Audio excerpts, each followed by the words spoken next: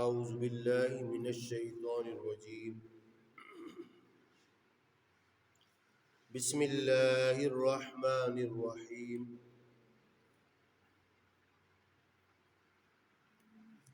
قال اللہ تبارک وتعالی فی القرآن المجید والفرقان الحمید وَأَمَّا الَّذِينَ آمَنُوا وَعَمِلُوا الصَّالِحَاتِ فَيُوَفِّيهِمْ أُجُورَهُمْ وَاللَّهُ لَا يُحِبُّ الظَّالِمِينَ۔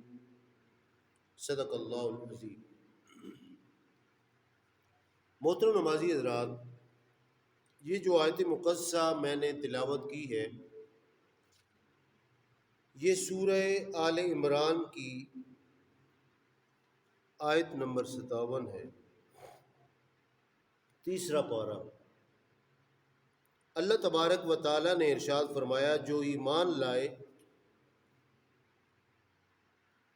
وَعَمِلُوا الصَّالِحَاتِ اور اچھے کام کیے، فَيُوَفِّيهِمْ أُجُورَهُمْ ان کی نیکی کا انہیں بھرپور اجر اللہ تبارک و تعالیٰ عطا فرمائے گا۔ ایمان بھی لے آئے، ایمان لانے کے بعد وَعَمِلُوا الصَّالِحَاتِ پر انہوں نے عمل کیا۔ وَعَمِلُوا الصَّالِحَاتِ پر جب وہ عمل کرتے ہیں تو اس کے بعد اللہ تبارک و تعالیٰ فرماتا ہے فَيُوَفِّيهِمْ أُجُورَهُمْ، اور اللہ تبارک و تعالیٰ انہیں اس کا بھرپور اجر عطا فرمائے گا۔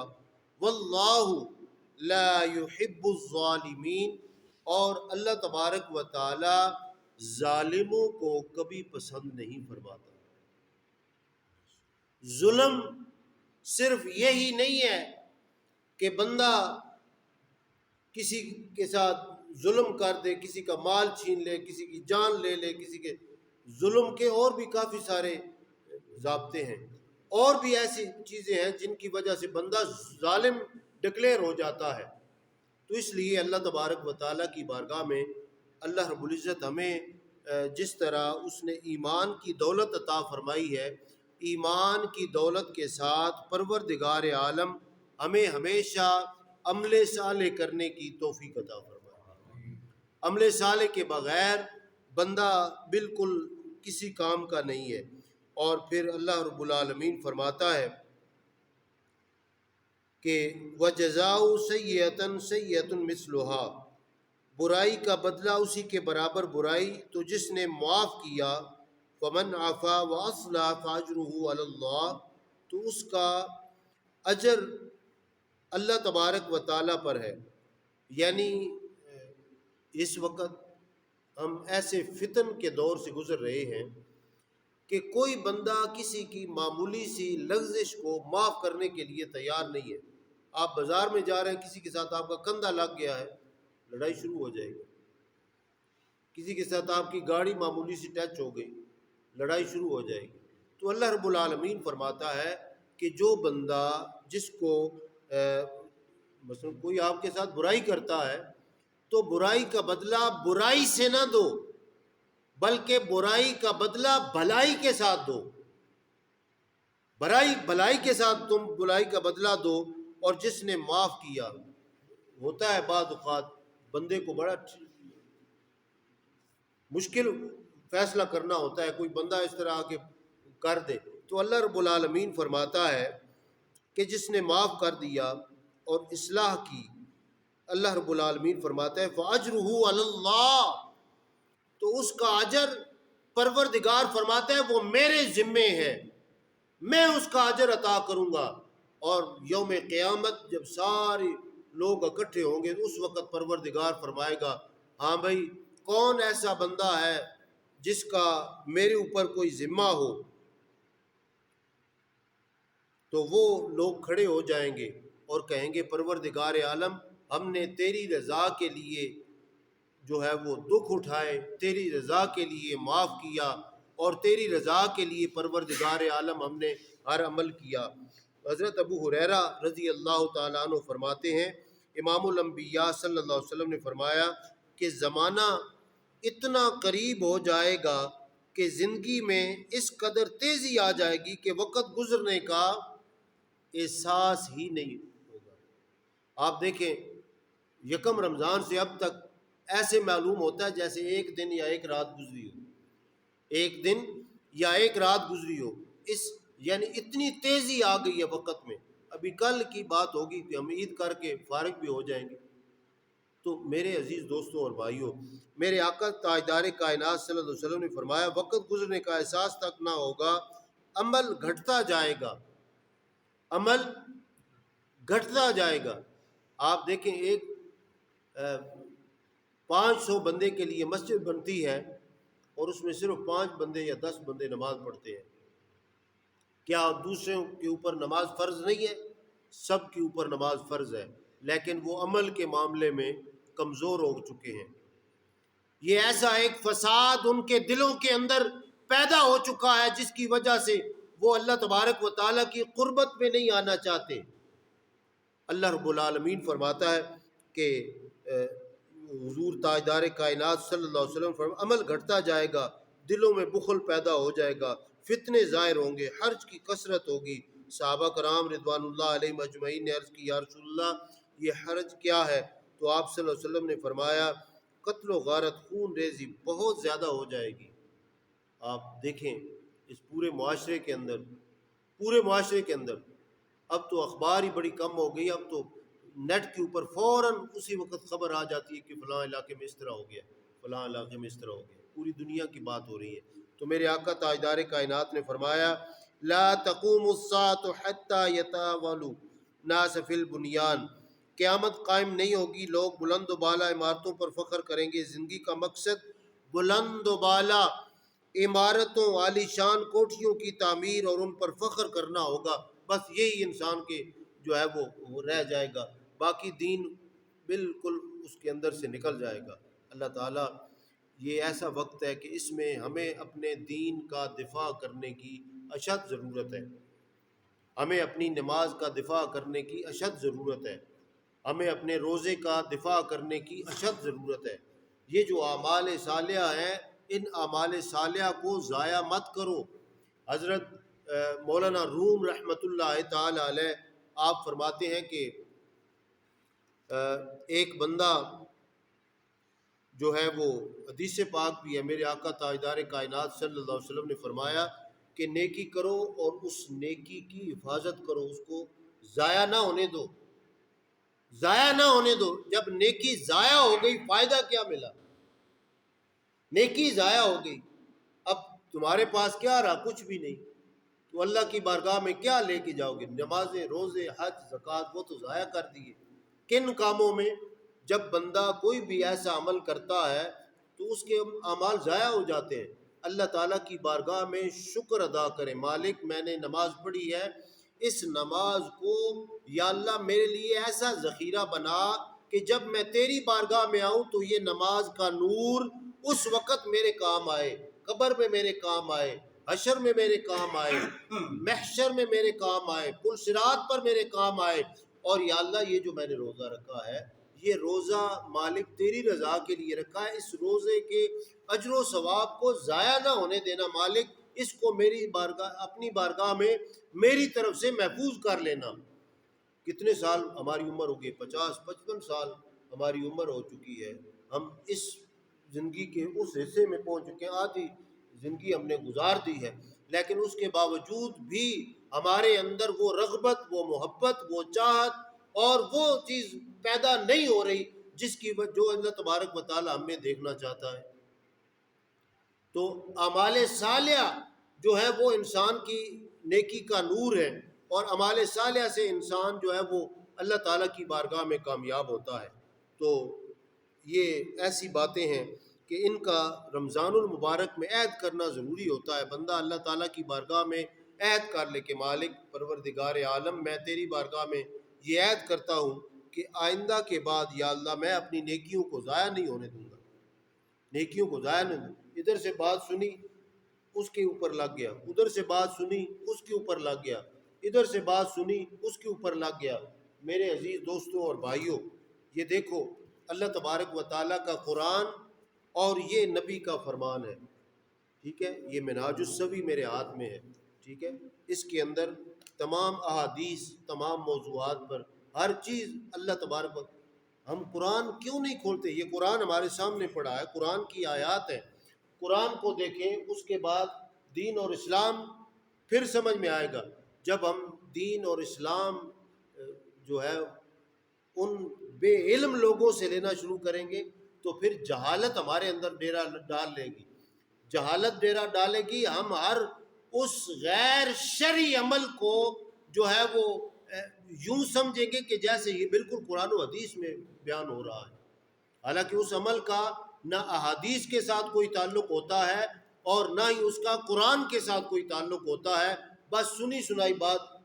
مسئلہ یہ ہے کہ ہم قرآن اور احادیث سے دور ہوتے جا رہے ہیں، حالانکہ یہی قرآن، یہی احادیث، یہ ان سے سب سے زیادہ ہمیں محبت ہونی چاہیے، سب سے زیادہ ہم اس قرآن اور احادیث کے ساتھ محبت کریں، پھر لطف آتا ہے انسان کو زندگی کا۔ حضرت امام حسن مجتبی تشریف فرما تھے، کچھ مہمان آ گئے دسترخوان کے اوپر بیٹھے تھے، مہمان آ گئے اور دسترخوان پر غلام کھانا لے کر آیا اور سالن کا پیالہ مہمان کے اوپر گرا دیا۔ اب آپ کے گھر مہمان آیا ہو اور آپ کا کوئی ملازم لے کے آ رہا ہو سالن اور وہ سارا پیالہ جو ہے اس کے اوپر گرا دے، آپ کیا سمجھیں گے؟ انسان کو بڑا طیش آ جاتا ہے، بہت غضبناک ہو جاتا ہے بندہ۔ یقین مانے ایک چھینٹا اگر ہمارے اوپر ویسے کوئی ڈال دے پانی کا تو ہم اس پہ بڑا جو ہے وہ سیخ پا ہو جاتے ہیں، آستینے چڑھا لیتے ہیں۔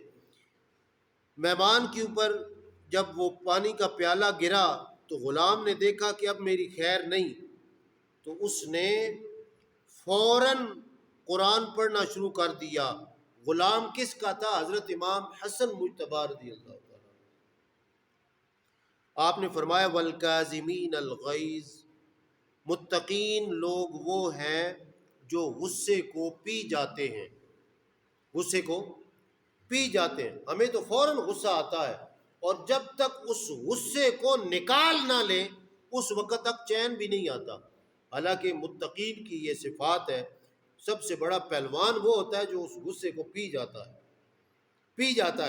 تو اس نے آیت پڑھی والکاظمین الغیظ، متقین وہ ہیں جو غصے کو پی جاتے ہیں، والعافین عن الناس، اور لوگوں کی خطاؤں کو معاف کر دیتے ہیں، لوگوں کی خطاؤں کو معاف کر دیتے ہیں، واللہ یحب المحسنین، اور اللہ تعالیٰ احسان کرنے والوں کو پسند کرتا ہے۔ جب اس نے یہ آیت مقدسہ پڑھی تو آپ نے فرمایا والکاظمین الغیظ، اے بندے میں نے اپنا غصہ پی لیا ہے، اور اس نے فرمایا والعافین عن الناس، اور لوگوں کی خطاؤں کو معاف کر دیتے ہیں۔ آپ نے فرمایا جا میں نے تیری خطا کو معاف کر دیا، میں نے تیری خطا کو معاف کر دیا، اور فرمایا واللہ یحب المحسنین، اور اللہ تعالیٰ احسان کرنے والوں کو پسند فرماتا ہے۔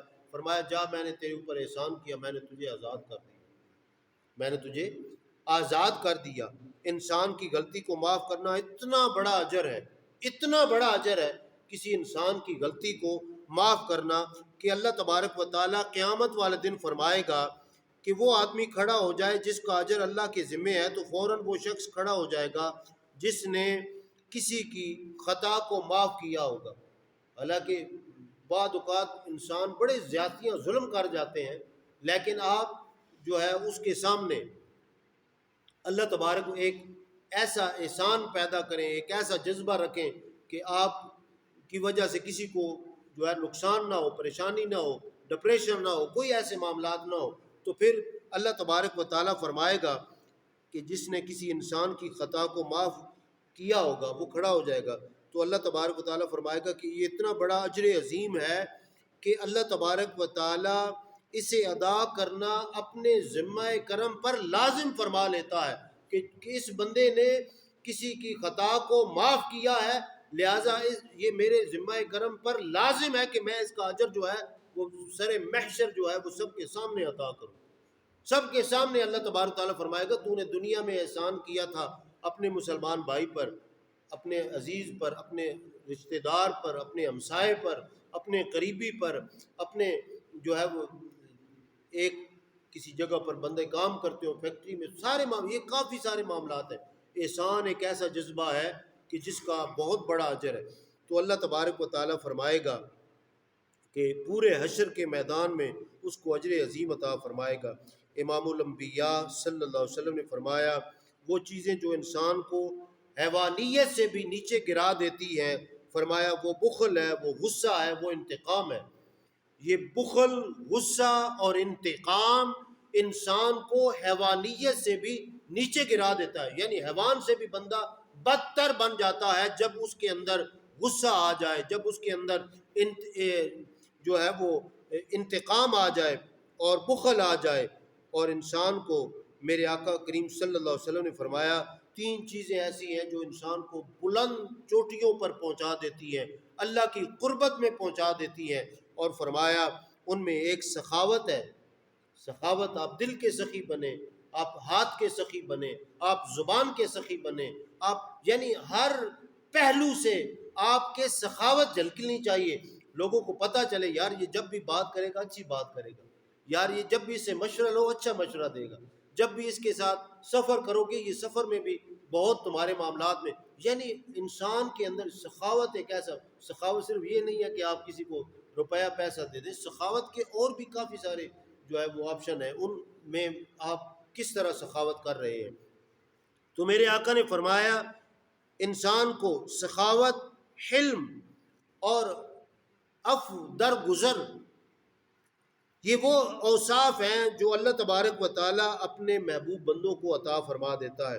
اور پھر حضور صلی اللہ علیہ وسلم فرماتے ہیں کہ مخالفت اور اجماع امت کی مخالفت سے انسان توفیق الہی سے محروم ہو جاتا ہے۔ یہ بڑی اہم بات ہے، بہت اہم بات ہے۔ اس بات کو اگر آپ سمجھ گئے تو میں سمجھوں گا کہ پورے رمضان کا خلاصہ آپ نے سمجھ لیا۔ اللہ تبارک و تعالیٰ کے محبوب صلی اللہ علیہ وسلم نے فرمایا کہ رسول پاک صلی اللہ علیہ وسلم کی مخالفت کرنا، یہ میرے پاس حدیث موجود ہے، میرے رسول نے فرمایا کہ میری اتباع کرو۔ رب فرما رہا ہے کہ میرے رسول کی زندگی تمہارے لیے بہترین نمونہ ہے، میرے رسول نے جو عمل کیا ہے تم ویسا عمل کرو۔ حضرت علی المرتضیٰ شیر خدا جا رہے تھے ایک مقام پر، تو ایسے گھوڑے کے اوپر سوار تھے، جھک گئے، جھک کے پھر آگے گزرے۔ وہ جو ساتھی جا رہے تھے وہ بڑے حیران ہوئے، انہوں نے کہا امیر المومنین وجہ کیا ہے؟ یہاں نہ کوئی درخت ہے نہ کوئی ایسی چیز ہے، اور یہاں سے جب آپ گزرے ہیں تو یہاں بالکل جھک کے گزرے ہیں، اس کی وجہ کیا ہے؟ تو حضرت علی المرتضیٰ شیر خدا رضی اللہ تعالیٰ عنہ آپ نے فرمایا میں ایک مرتبہ رسول پاک صلی اللہ علیہ وسلم کے ساتھ سفر کر رہا تھا، تو جب اس مقام پر آئے تو یہاں 2 درخت اس طرح جڑے ہوئے تھے، تو آج چونکہ وہ درخت کاٹ لیے گئے ہیں، لیکن میں اپنے نبی کی سنت کو زندہ کرتے ہوئے یہاں سے جھک کے گزرا، کیونکہ میرے مصطفیٰ صلی اللہ تعالی وسلم یہاں جھکے تھے۔ تو ہمیں بھی چاہیے، ہم بھی حضور کے امتی ہیں، اور ہمیں ہر وہ عمل کرنا چاہیے جو میرے مصطفیٰ کریم صلی اللہ علیہ وسلم نے ہمیں بتایا ہے، جو اللہ تبارک و تعالیٰ کا قرآن اور نبی کا فرمان ہمیں بتا رہا ہے۔ ہمیں اس جو ہے عمل پر، اس امور پر ہمیں جو ہے وہ غلبہ کرنا چاہیے، اس امور پر کام کرنا چاہیے، اس عمل کو اپنانا چاہیے، پھر انسان کو زندگی کا لطف آتا ہے۔ مولویوں، واعظوں، ذاکروں اور ان لوگوں کی باتیں سن کر ہم جو ہے وہ اپنے عقائد اور اپنے معاملات کی بنیاد رکھیں تو یہ سراسر تباہی ہے، سراسر تباہی ہے۔ آپ کو اللہ نے فہم، فراست سب کچھ دیا ہے، آپ سب سے پہلے قرآن کو دیکھیں، آپ نبی کے فرمان کو دیکھیں، آپ فقہی احکام کو دیکھیں۔ اگر آپ اتنے زیادہ مفتی نہیں ہیں، کسی کی صحبت میں بیٹھ جائیں، آپ کو یہ ساری چیزیں سمجھ میں آنا شروع ہو جائیں گی کہ میری ڈائریکشن زندگی کی بہتر ہو رہی ہے یا غلط ہو رہی ہے۔ زندگی تو گزر رہی ہے، برف کے بلاک کی طرح ہے انسان۔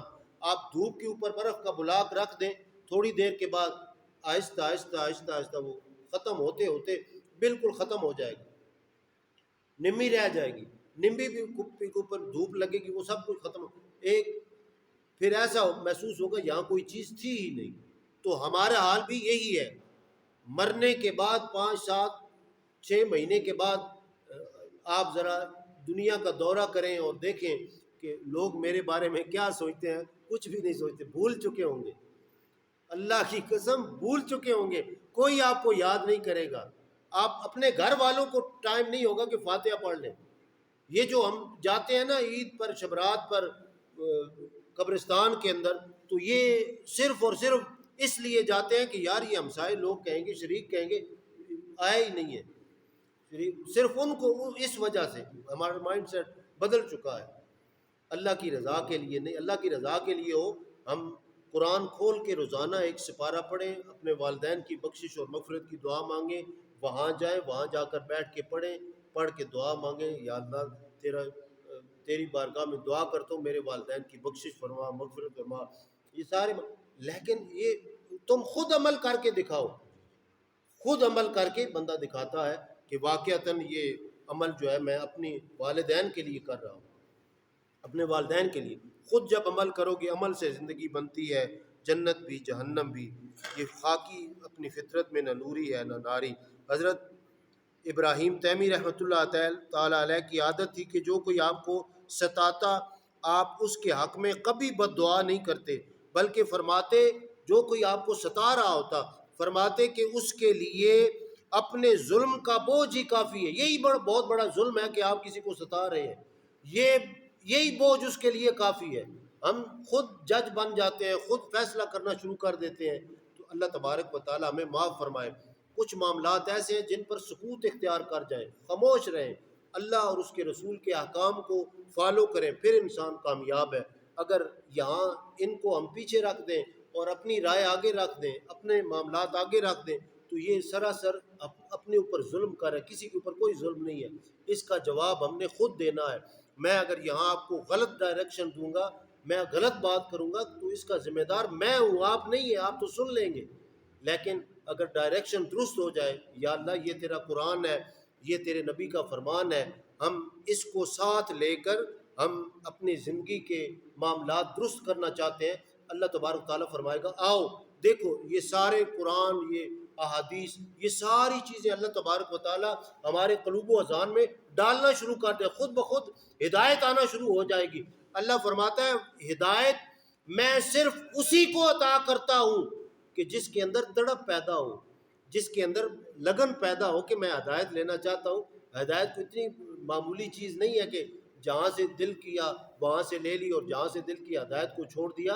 اللہ فرماتا ہے پہلے اپنا من صاف کرو، اپنا سینہ صاف کرو، پاک کرو، میرے محبوبوں کے لیے، میرے لیے، میرے رسول کے لیے، میرے رسول کی آل کے لیے، میرے رسول کے اصحاب کے لیے، سب کے لیے. جب تمہارا سینہ صاف ہوگا تو پھر میں ہدایت کے چشمے تمہارے سینے سے پھوٹنا شروع ہو جائیں گے. اللہ تعالیٰ مجھے اور آپ سب احباب کو رمضان کے یہ آخری مقدس لمحات ہیں، ان میں اپنے معاملات کی اصلاح کرنے کی توفیق عطا فرمائے. ہم اپنے آپ کو بدلیں. کب تک اس روش پر پڑے رہیں گے اور اسی طرح چلتے رہیں گے اور اسی طرح دنیا سے اٹھ جائیں گے؟ اپنی روش کو بدل ڈالیں اور پھر اللہ کی بارگاہ میں دعا کریں. انشاءاللہ اللہ تعالیٰ دنیا اور آخرت کی کامیابیاں ہمیں عطا فرمائے گا. مالک کی بارگاہ میں دعا ہے، خالق کائنات اللہ رب العزت مجھے اور آپ سب احباب کو اپنے تمام معاملات کی، اپنے عقائد کی اصلاح کرنے کی توفیق عطا فرمائے.